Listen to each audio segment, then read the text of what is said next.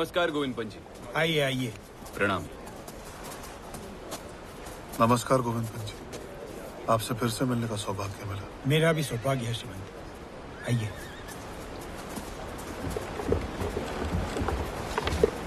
गोविंद पंत जी, ये क्या हुआ यहाँ?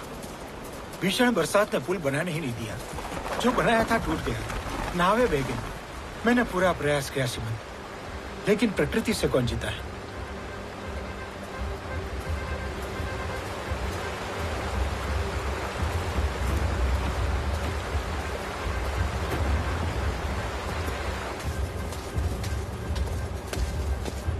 जब तक पानी का स्तर नीचे नहीं आ जाता, हम पुल दोबारा बनाना शुरू नहीं कर सकते।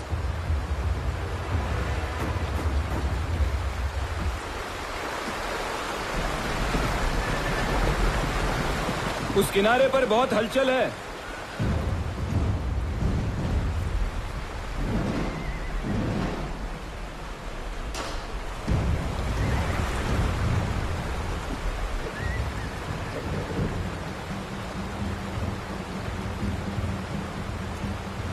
ये अब्दाली की फौज है।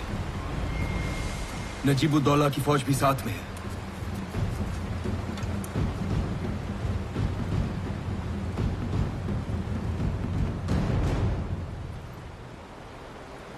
ये दूसरे ध्वज किसके?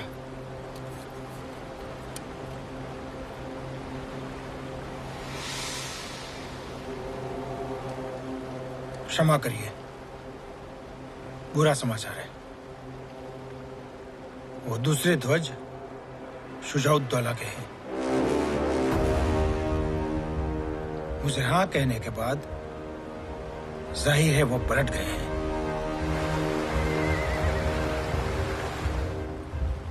शुजाउद्दौला ने हमारे साथ विश्वासघात किया है।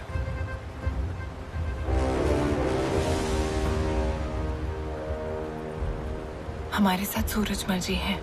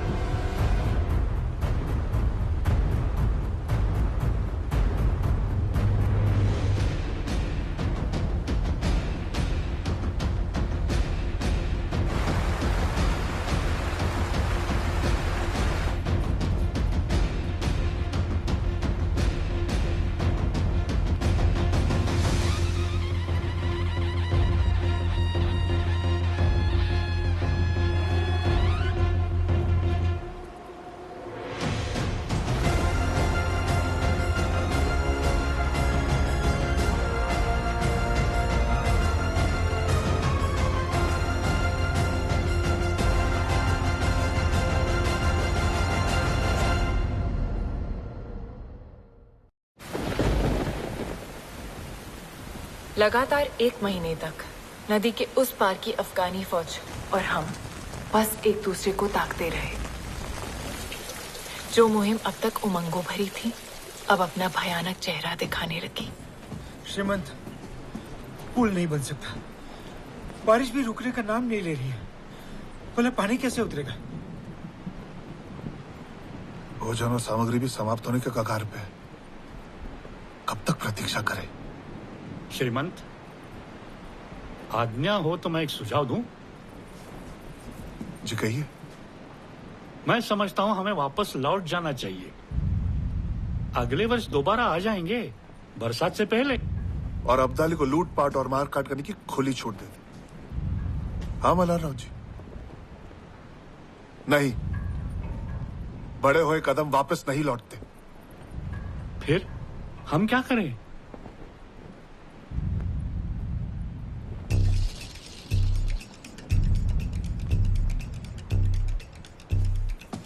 अगर हम नदी पार नहीं कर सकते तो इसका मतलब वो भी नहीं कर सकता। हाँ तो हम पीछे लौटने के बजाय आगे बढ़ेंगे। मैं नहीं समझो।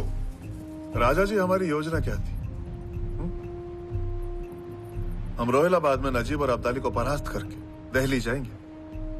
लेकिन अब क्योंकि हम यमुना पार नहीं कर सकते, हमारे पास आगे बढ़ने का एक ही रास्ता है। हम यमुना के साथ साथ इस किनारे से लगकर दिल्ली की तरफ जाएंगे और दिल्ली हासिल करेंगे।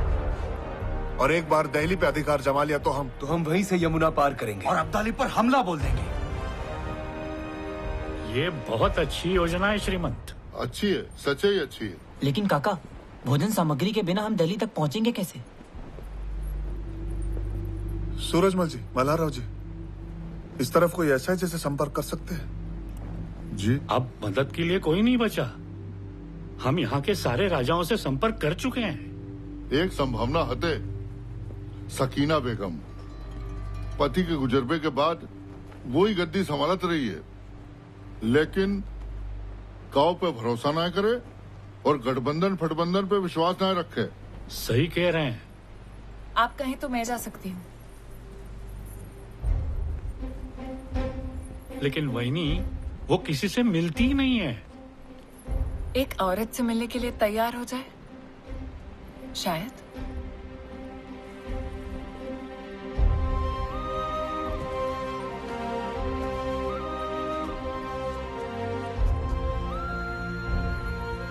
आपको जाना चाहिए।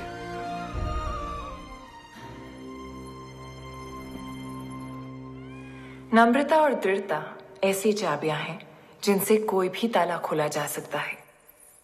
कई संदेश भेजने के बाद सकीना बेगम मुझसे मिलने के लिए तैयार हो गई। चश्मे नूर, राहते दर्दे रियाया, जीनते मुल्क, बेगम सकीना तशरीफ ला रही हैं। श्रीमंत सदाशिवराव भाऊ पेशवा की धर्मपत्नी पेशवीन पार्वतीबाई। तशरीफ रखिए।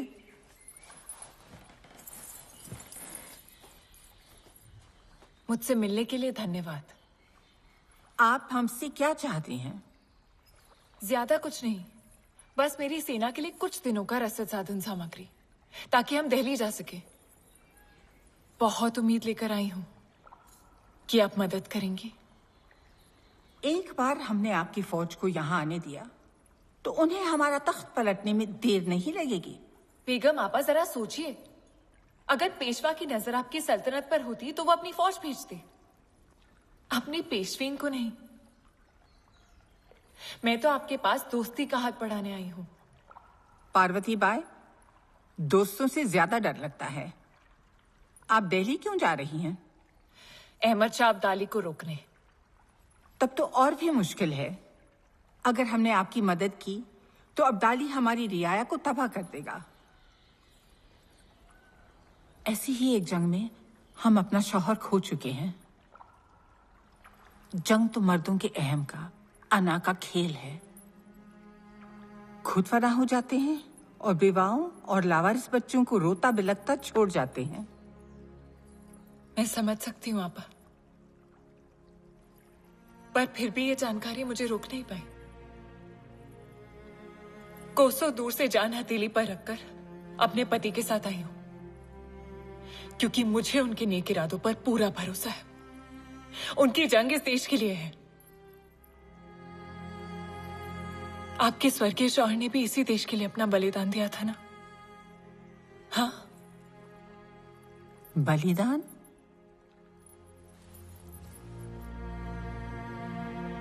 हाँ, बलिदान दिया उन्होंने। और अब आप अपनी रियासत उन्हीं की तरह बखूबी चला रहे हैं। हाँ आपा, मैं जानती हूं कि ठीक मेरी ही तरह आप भी किसी शाही खानदान से नहीं हैं, और ना ही आप किसी नवाब की बेटी हैं। हम दोनों आम आदमी का दर्द समझते हैं, है ना? जंग में सबसे ज्यादा नुकसान तो उन्हीं का होता है। उन्हें बचाने के लिए हमें एकजुट होना ही पड़ेगा। हमारे मरहूम शौहर का भी यही मानना था, और इसी वजह से वो जान खो बैठे। अगर आज वो जिंदा होते